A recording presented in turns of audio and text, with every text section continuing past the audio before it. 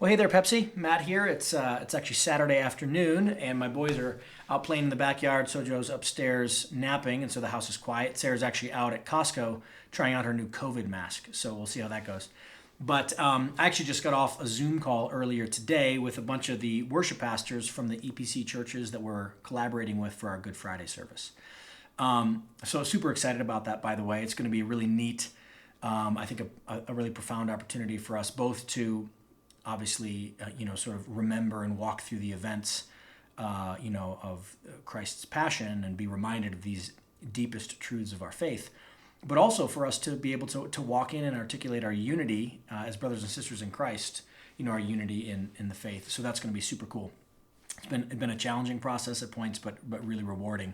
And I would invite you to participate for sure next Friday night at 7 p.m. As we live stream that one.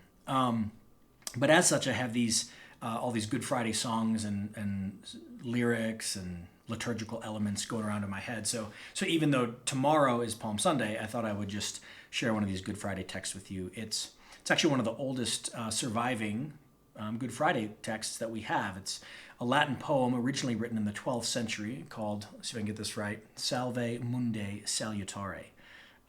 You might know it as O Sacred Head.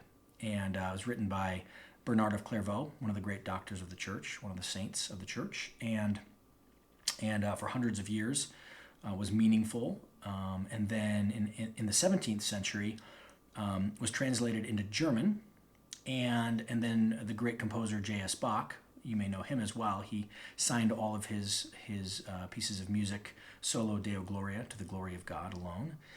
He found it and he reharmonized it and incorporated it into one of his masses, the St. Matthew's Passion. So where it became very famous. Fast forward a couple hundred more years, and a guy named James Alexander, who most of us have never heard of, translated it into English.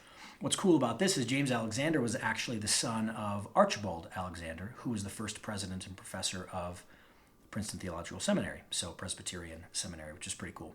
So anyway, that's how sort of the hymn came to us in the English, and obviously for about 1,000 years now, it has had great significance and meaning to believers throughout the ages. So I thought I would share it with you.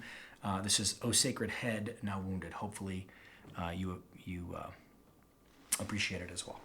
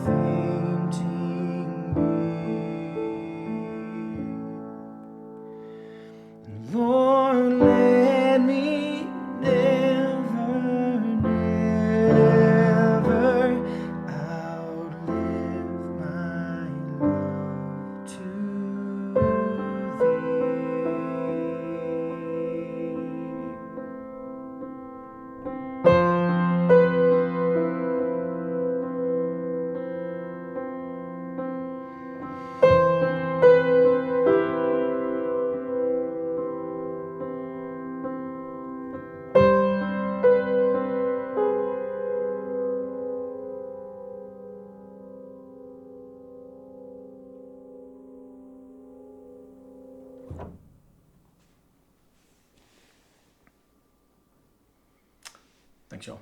See you around.